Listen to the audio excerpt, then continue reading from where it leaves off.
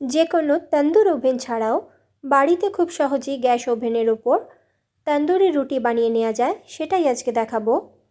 দুটো রুটির জন্য আমি নিয়ে নিচ্ছি হাফ কাপ টক দই, তাতে দিয়ে দেবো হাফ চামচ চিনি, 1 পিঞ্চ নুন, হাফ চামচ বেকিং পাউডার, 1/4 চামচ বেকিং সোডা দিয়ে খুব ভালোভাবে মিশিয়ে নেব।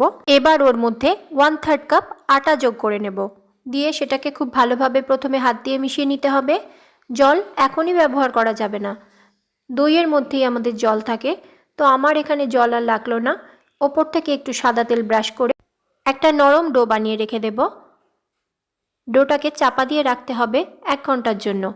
1 ঘন্টা পর এটা থেকে আমি দুটো লেচি কেটে নেব, আর সেই লেচি দুটোকে শুকনো আটা ছড়িয়ে লম্বা করে বেলে নিতে হবে তন্দুরি রুটির শেপে। এভাবেই আমি দুটো লেচিকে একবারে বেলে নেব।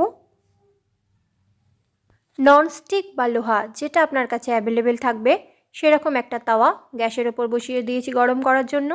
তার ওপর তন্দুরি রুটির এক দিকটায় জল ব্রাশ করে তাওয়ার ওপর দিয়ে দিয়েছি।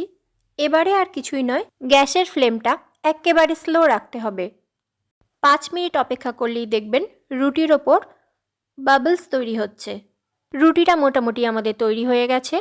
এবার আমরা তাওয়াটাকে গ্যাসের ফ্লেম হাই করে এইভাবে সেঁকে নেব, যেরকমভাবে নর্মাল রুটি সেঁকি।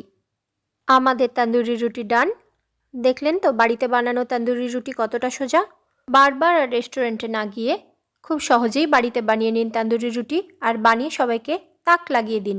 যদি এরকম নতুন নতুন রেসিপি পেতে চান তো তাহলে থাকুন প্লিজ আমাদের সঙ্গে, যেখানে ভালো লাগলে নিজের কিচেনে বানানো করবেন তন্দুরি রুটি। Thank you. Tandoori chicken, green sauce, salad আর তন্দুরি ভেজিস, শুনে খুব ভালো লাগলো তাই না? তো চলুন বানিয়ে ফেলুন আমার সঙ্গে। নেক্সট ভিডিওতে রেসিপি ইনক্লুডেড। ভালো লাগলে লাইক শেয়ার কমেন্ট করবেন। Thank you.